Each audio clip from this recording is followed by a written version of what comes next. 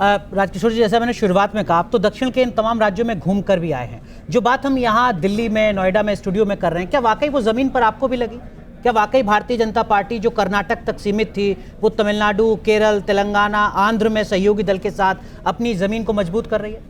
नहीं, देखिए, जमीन मजबूत हो रही है, लेकिन सीटों में वो कितना कन्वर्ट होता है इस पर अभी मैं कुछ नहीं कह सकता। ठीक है। तमिलनाडु में ज़्यादा से ज़्यादा 2 सीटें उनके पास आ सकती हैं, और वोट परसेंटेज ये आप मानकर चलिए 15% से कम नहीं होगा भारतीय जनता पार्टी का, ये कह सकता हूँ। क्योंकि जो सनातन वाली जो डिबेट वहाँ पर चली थी, वो डिबेट कहीं ना कहीं वहाँ पर एक जो वर्ग है उसके साथ में बहुत ज़्यादा अपने आप को एसोसिएट महसूस कर रहा था, जिस मुद्दे को वहाँ पर अन्नामलाई ने उठाया था। और अन्नामलाई तमिलनाडु की सीमा से बाहर जाकर, मैं आपको बता रहा हूँ कि साउथ के जो अन्य राज्य हैं वहाँ पर भी वो अपने आप में बहुत ठीक ठाक फिगर बन चुके हैं। यहाँ रही बात तेलंगाना की, तेलंगाना में आपको बताऊं, वहाँ पर भारतीय जनता पार्टी पहले ही बहुत अच्छा कर रही थी, लेकिन पिछली बार ऐसा लग रहा था कि केसीआर के साथ में उनकी कहीं अंदर खाने कोई सहमति है।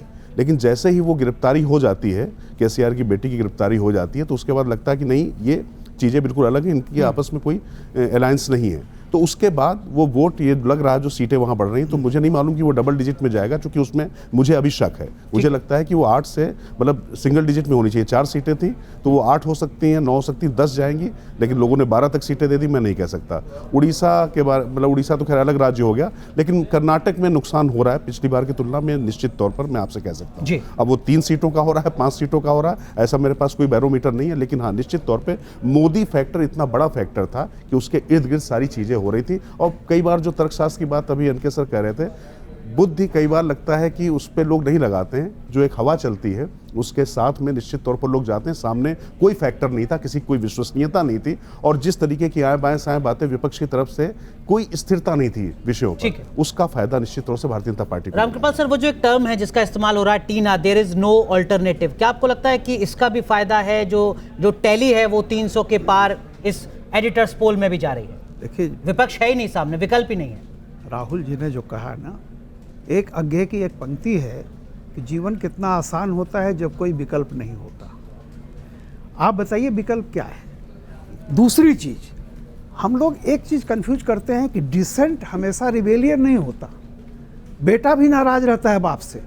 हम लोग जो नाराजगी ढूंढ करके ये सोचते वोट नहीं देगा, बिल्कुल ऐसा नहीं है। जब तक डिसेंट रिबेलियन के लेवल पर नहीं है, और रिबेलियन के लेवल पर वो तब तक नहीं जाएगा जब तक कि जो उसके पास है, कोई खाना बनाने वाला है, जब तक उससे बेहतर कुक नहीं मिल जाएगा उसको घर से नहीं भगाएगा। तो मोदी की स्थिति आज वही है।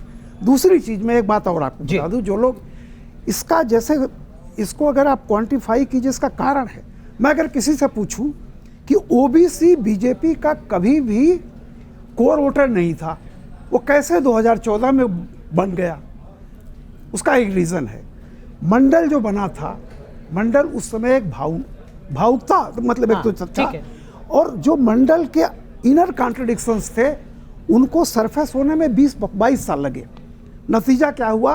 मंडल का दही जमाया गया था, वो 20 साल में दही जो है वो फट गया। उसमें 2 चीज आई, मक्खन और मट्ठा।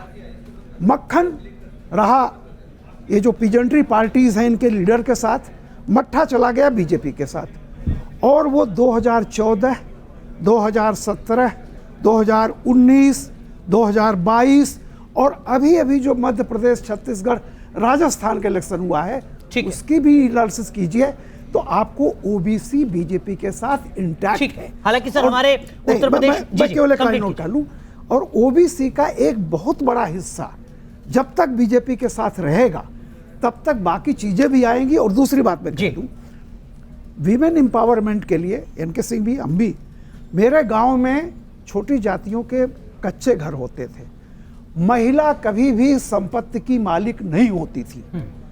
अगर 8 करोड़ घर बने हैं और कल्पना कीजिए उसमें 70% वो घर महिलाओं के नाम है। ठीक है। अब आप देखिए, 2 चीज होती है, एक किसी को भला देना, लाभ करना, एक होता है सोशल एम्पावरमेंट, मालिकाना हक देना, एहसास कराना। उसकी पूरी जिंदगी में ये कभी नहीं सोचा था कि मैं घर की मालकिन बनूंगी, आज वो मालकिन है। लेकिन राहुल सर, हमने अभी टीना की बात की, देयर इज नो अल्टरनेटिव। क्या आपको लगता है कि जो विपक्ष है उसमें कहीं कंफ्यूजन रहा? मध्य प्रदेश, राजस्थान के जब चुनाव हो रहे थे तो सहयोगियों ने सवाल किया कि साहब आप बैठक तक नहीं कर रहे हैं इंडिया गठबंधन की, ममता बनर्जी अलग हो गई, नीतीश कुमार अलग हो गए, ये भी एक बड़ी वजह जिसके चलते कोई विकल्प नजर नहीं आया मतदाताओं को।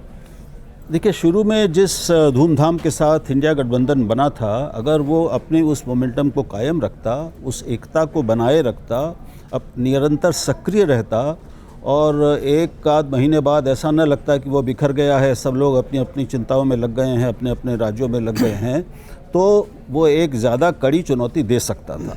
उन्होंने बहुत कीमती कई महीने नष्ट किए अपनी संगठन की कमी में, अपनी मैं कहूँगा कि एकता की कमी में, और उनको दोबारा एक वापस जुड़ने में समय लगा। उसमें काफ़ी समय, बहुत कीमती समय गया। नीतीश कुमार का जो एक संयोजक होने वाले थे उसके, उनका वहाँ से निकलना वो एक बहुत बड़ा झटका था, तो उसने उनका बहुत नुकसान किया।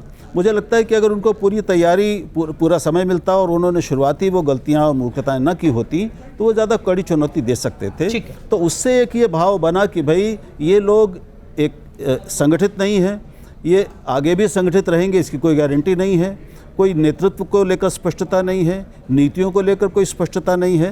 और मैं शुरू से कह रहा हूँ कि 4 चीज़ें युद्ध में जीतने के लिए चाहिए: नेतृत्व, नीतियाँ, संगठन और संसाधन।